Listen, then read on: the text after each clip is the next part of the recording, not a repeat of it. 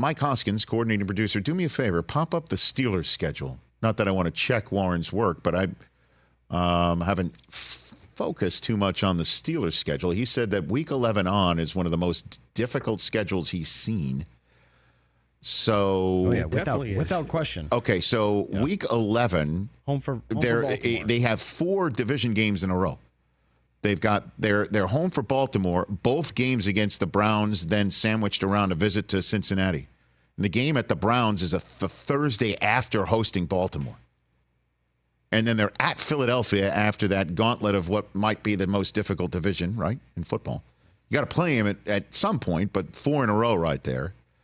And then they're at Philadelphia Week 15, at Baltimore again. So they play both games against Baltimore and Cleveland on the back end. They play Cincinnati. Oh my gosh, from Week 11 on is their entire division schedule. Yeah, it's crazy. Because they finish against Cincinnati. All right, I'll just read it out for those listening. Home against Baltimore Week 11, at Cleveland Week 12, at Cincinnati Week 13, home for Cleveland Week 14. Then they're at Philadelphia. Then comes the wild sequence because they're one of the Christmas Day games on Netflix. That means they've got to play Saturday after the Week 15 Sunday. They're at Baltimore Week 16, and then they turn around for their Christmas game home against Kansas City, and then have that mini bye after Christmas before hosting Cincinnati at the end. Their entire division schedule of arguably one of the most difficult divisions in football, they're all Week 11 beyond. Black and gold. Here we go. Yeah, well, they're going to need to go 8-0 before the bye. So here you've got at Atlanta. So they start 3 out of 4 on the road. Their only home game is Week 3 in the first month of the season at home against Los Angeles Chargers. They're home for Dallas on a Sunday night after that first 3 of 4 on the road. Then they're at Vegas, home for the Jets and Giants, which you might think could be the softest part of their schedule. Those are all primetime games.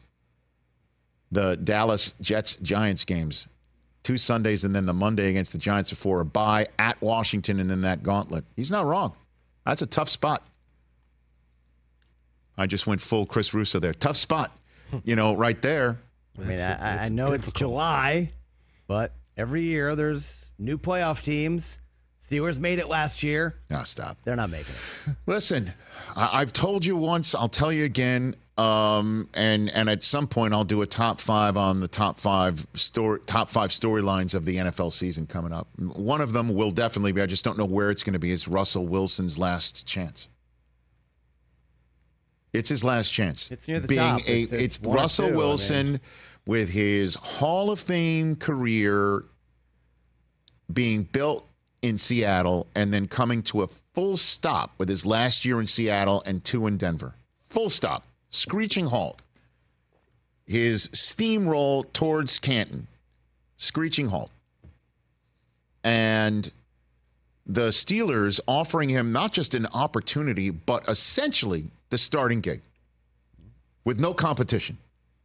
Giving him the starting gig is one of the more surprising aspects of this offseason, because nobody saw that coming when he got basically, if you will, Keyshawned for the final few weeks of the season and then cut, serving as the proper name associated with the largest dead cap charge in the history of the National Football League.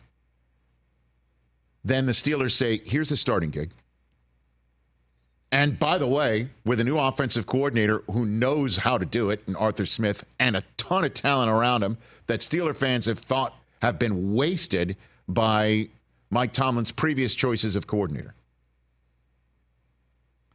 So if Russ shows up like Danger Russ Wilson in Seattle and can channel those first few years in Seattle and utilize this opportunity, fully aware who else might give him another one if it doesn't work out, knowing Justin Fields is sitting right there and he has this opportunity and he makes the most of it and goes through that Week 11 through end of the season gauntlet successfully, what a story that would be. What a monster storyline it would be for one of the most passionate fan bases in sports. Or it could be like what you just pointed out. I don't think there's going to be any gray area. No, I agree. We constantly talk about Russ like he fell off a cliff, right? And I'm just saying, if you his look numbers at this, are listen. Statistically, the man's thrown 107 touchdowns and 38 picks in the last 4 seasons. Am I wrong for thinking that like? How many wins? Let me just say. wins? Let me just point out again. Let's see, 12. You're 6, not wrong. 4, and 7. Some numbers support it, but the number of times that we saw Russell Wilson over the last 2 years just basically Eye test. duck and run, but or just or not stand in the pocket but he throws a beautiful deep ball, one of the best deep ball throwers in the NFL that I've seen in the 20 plus years that I've covered it. One to root for. But some of the last 2 years, you could put some of it on Hackett, and you got to put some of it on him. He's not completely immune to why it went wrong, and why he and Seattle had a divorce. Right? Like 4-11, we don't. Yeah, listen.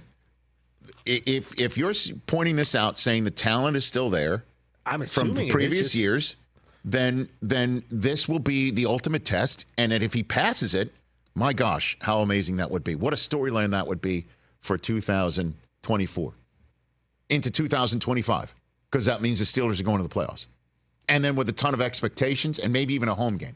If that's a very difficult end of this season schedule that I haven't paid that much attention to until Warren Sharp just pointed it out. Catch the Rich Eisen Show every single day on the Roku channel, 12 to 3 Eastern, for free.